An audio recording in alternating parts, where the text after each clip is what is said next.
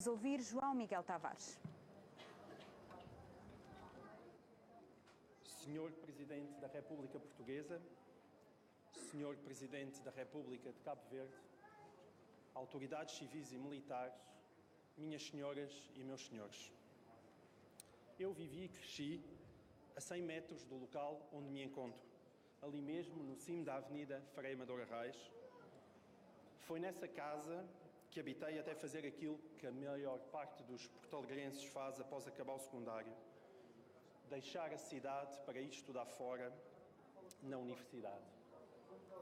Boa parte dos porto-alegrenses, infelizmente, já não volta a viver aqui. Eu não voltei, mas aquela será sempre a minha casa e esta foi, é e será sempre a minha cidade. Tenho a honra de ser o primeiro filho da democracia a presidir às comemorações do 10 de junho. Não sei o que é viver sem liberdade. Devo ao Portugal democrático e ao Estado português boa parte daquilo que sou. Sou filho de 2 funcionários públicos, fiz o ensino básico e secundário numa escola pública, licenciei-me numa universidade pública. Portugal não falhou comigo. Permitiu que um simples estudante de uma cidade do interior, sem qualquer ligação à capital e às suas elites, fosse subindo aos poucos na vida e chegasse até aqui. O meu crescimento acompanhou o crescimento da democracia portuguesa. Vi o quanto o país mudou. Até ao final da década de 90, Lisboa estava a mais de 4 horas de autocarro de Porto Alegre e a essa distância física correspondia uma ainda maior distância cultural. Os livros eram poucos e vendiam-se nas papelarias, o cinema só funcionava ao fim de semana, as bandas que nós queríamos ouvir não passavam por cá. Mas o país avançava e eu via-o avançar. Os meus pais estudaram mais anos e tiveram mais oportunidades do que os meus avós.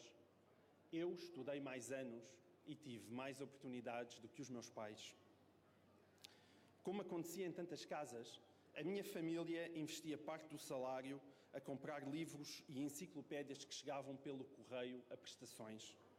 Esses livros representavam o conhecimento e a educação que as famílias ambicionavam para os seus filhos. Os pais lutavam por isso. Lutavam menos por eles do que pelas suas crianças, para que elas tivessem uma vida melhor, estudassem, fossem alguém. Os seus filhos chegariam às universidades, estudariam 16, 17, 20 anos, se fosse preciso. Viajariam mais. As suas férias não estariam limitadas aos 15 dias em Albufeira. Seriam grandes, seriam felizes, seriam europeus. A geração dos meus pais sacrificou-se para que os filhos tivessem o que eles nunca tiveram. Mas é possível que eles tenham tido aquilo que mais nos tem faltado nos últimos 20 anos. Um objetivo claro para as suas vidas e um caminho para trilhar na sociedade portuguesa. Os portugueses lutaram pela liberdade em 1974, lutaram pela democracia em 1975, lutaram pela integração na comunidade europeia nos anos 80, lutaram pela entrada na moeda única no final da década de 90. Não é fácil saber porque é que estamos a lutar hoje em dia. É nessa dificuldade que repousam tantas das nossas angústias. As pessoas de hoje não são diferentes das de ontem. Enquanto indivíduos, continuamos a amar, a sofrer, a chorar, a rir, hoje como sempre. Boa parte de nós talvez julgue mesmo que a política é somente um cenário longínquo, distante da vida que nos importa, que é aquela que está mais próxima de nós. Daí o chamado desinteresse pela política. Mas creio que este sentimento é já uma consequência dos nossos próprios fracassos. A integração na Europa do euro não correu como queríamos. Construímos autoestradas onde não passam carros, traçámos planos grandiosos que nunca se cumpriram, afundámos-nos em dívida, Ficámos a um passo da bancarrota 3 vezes já. Tivemos de pedir auxílio externo em 45 anos de democracia. É demasiado. Perguntamos-nos como foi isto possível. Criámos comissões de inquérito para encontrar responsáveis. Descobrimos um país amnésico, cheio de gente que não sabe de nada, que não viu nada, que não ouviu nada. Percebemos que a corrupção é um problema real, grave, disseminado, que a justiça é lenta a responder-lhe e que a classe política não se tem empenhado o suficiente em enfrentá-la. A corrupção não é apenas um assalto ao dinheiro que é de todos nós, é colocar cada jovem de Porto Alegre, de Viseu, de Bragança, mais longe do seu sonho. O sonho de amanhã ser-se mais do que se é hoje vai-se desvanecendo, porque cada família, cada pai, cada adolescente convence de que o jogo está viciado, que não é pelo talento e pelo trabalho que se ascende na vida, que o mérito não chega, que é preciso conhecer as pessoas certas, que é preciso ter os amigos certos, que é preciso nascer na família certa. Os miúdos que não nasceram neste tipo de família certa têm direito aos mesmos sonhos que os filhos das elites portuguesas. Todos nós concordamos com isto. Mas será que estamos a fazer alguma coisa para que aquilo com que concordamos se torne realidade? Será que podemos garantir que o talento conta mais do que a família em que cada um nasceu? Será que a igualdade de oportunidades existe? Quando eu digo à Carolina, ao Tomás, ao Gui ou à Rita, os meus 4 filhos, leiam mais, trabalhem mais, que o vosso esforço será recompensado. Será que lhes estou a dizer a verdade? Os meus pais disseram-me isso a mim e eu estou aqui. Mas será que a mesa está equilibrada e o elevador social funciona hoje da mesma forma? Ou a vida estará bem mais difícil para um jovem na casa dos 20 anos que numa economia de baixo crescimento tem de competir com uma geração mais velha já licenciada, integrada no mercado de trabalho rígido, que confere muita proteção a quem tem um lugar no quadro e muito pouca proteção a quem não o tem? No nosso país instalou-se esta convicção perigosa.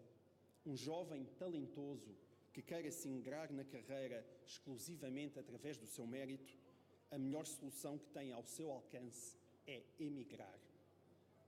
Isto é uma tragédia portuguesa. Não podemos condenar os nossos filhos ao discurso fatalista de um Portugal que é assim, porque nunca foi de outra maneira. O desespero não nasce do erro, mas do sentimento de que não vale a pena esforçarmos-nos para que as coisas sejam de outra forma, porque nunca serão. A falta de esperança e a desigualdade de oportunidades podem dar origem a uma geração de adultos desencantados, incapazes de acreditar num país meritocrático. Esta perda de esperança aparece depois travestida de lucidez e rapidamente se transforma numa forma de cinismo.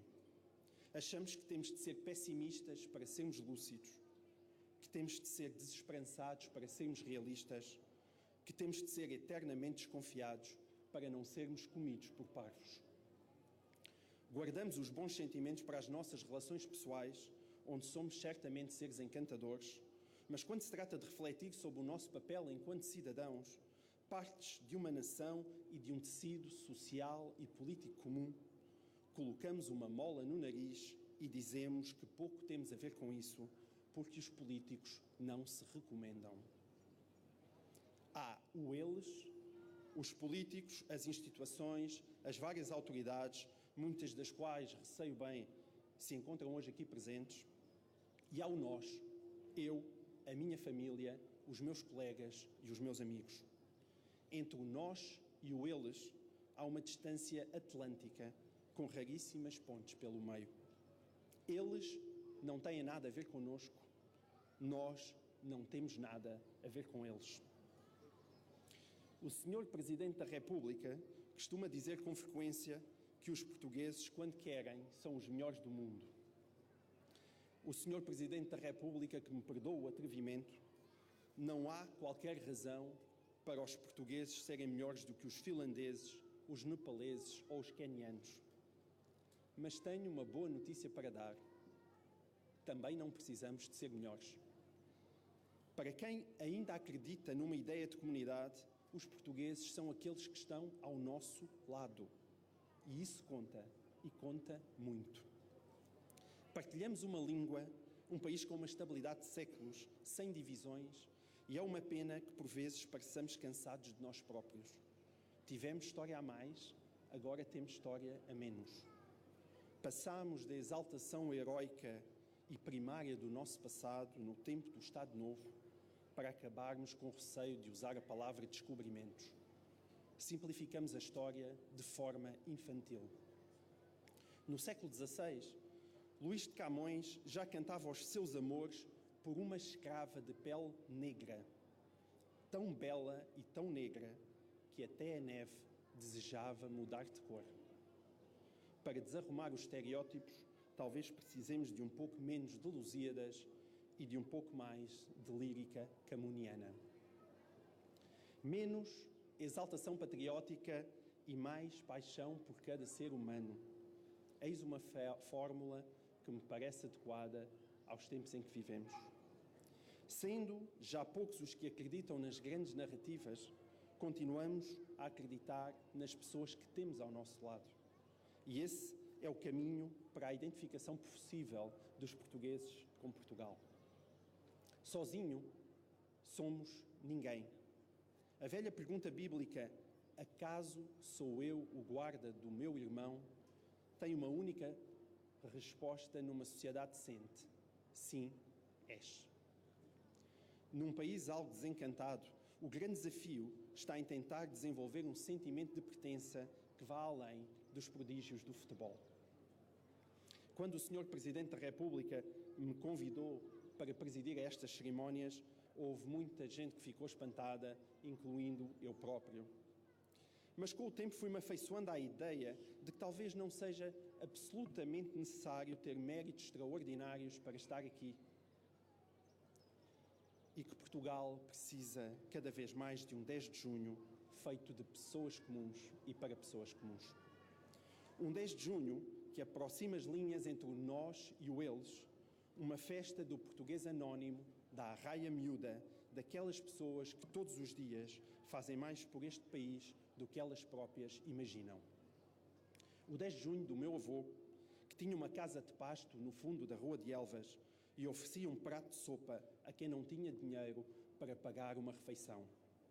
O 10 de junho dos meus sogros, que tiveram de fugir de Moçambique em 1975 e reconstruir toda a vida em Portugal, com 6 filhos para criar, alguns dos quais ficaram dispersos pela família até eles voltarem a ter condições para os acolher. O 10 de junho das 3 mulheres que criaram a minha mulher, uma delas originária de Timor, que viajaram desde o outro lado do mundo para acolher um bebê nascido em Moçambique e fazê-lo crescer numa pequena aldeia da beira interior. São histórias de vida impressionantes. Portugal não é composto apenas por instituições longínquas, parlamentos em Lisboa, políticos distantes de quem dizemos mal no café. Portugal somos nós, sou eu, são as pessoas que estão sentadas em lugares privilegiados nestas bancadas, são os militares que desfilam à nossa frente e que tanto fazem pelo seu país, são os portalegrenses debaixo do sol de junho, são as pessoas lá em casa a ouvir estas palavras.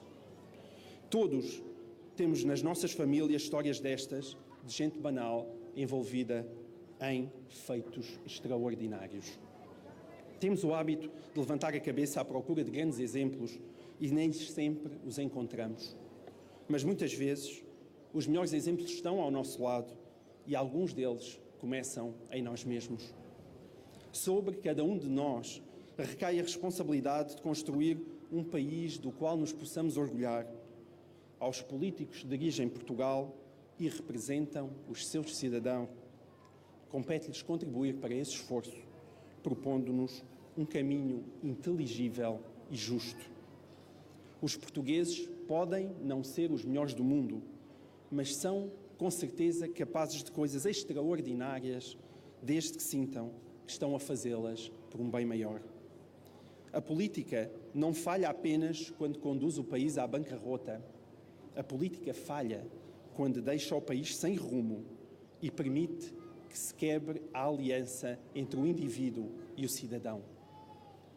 Aquilo que melhor distingue as pessoas não é serem de esquerda ou de direita, mas a firmeza do seu caráter e a força dos seus princípios. Aquilo que se pede aos políticos, sejam eles de esquerda ou de direita, é que nos deem alguma coisa em que acreditar, que alimentem um sentimento comum de pertença, que ofereçam um objetivo claro à comunidade que lideram. Nós precisamos de sentir que contamos para alguma coisa, para além de pagar impostos. Cada português precisa de sentir que conta, precisa de sentir que os seus gestos não contribuem apenas para a sua felicidade individual ou para a felicidade da sua família, mas que têm um efeito real na sociedade e podem, à sua medida, servir o país. É preciso dizer ao velho que perdeu tudo nos incêndios de Pedrógão: tu contas. É preciso dizer ao miúdo que habita na pobreza do bairro da Jamaica: tu contas. É preciso dizer ao cabo-verdiano que trocou a sua terra por Portugal em busca de um futuro melhor para os seus filhos: tu contas, e os teus filhos não estão condenados a passarem o resto das suas vidas a limpar as casas das classes altas de Lisboa e do Porto. É preciso dizer à mãe ou ao pai que se sacrifica diariamente para que o seu filho possa estudar numa boa escola: tu contas. O teu esforço não será desperdiçado e, enquanto cidadão português, tens os mesmos direitos e a mesma dignidade que um primeiro-ministro ou que um presidente. E se alguma pessoa emproada vos perguntar pelo vosso currículo, digam-lhe que currículo tem tanto o académico que decide dedicar a sua vida ao estudo, como o pai que decide dedicar a sua vida aos filhos. Currículo tem tanto o cientista que dedica o seu tempo à investigação, como o reformado ou o jovem que dedicam o seu tempo a ajudar os outros. São diferentes tipos de currículo, mas são currículo.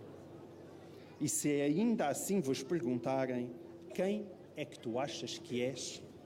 Respondam apenas: sou um cidadão que todos os dias faz a sua parte para que possamos viver num Portugal melhor e mais justo.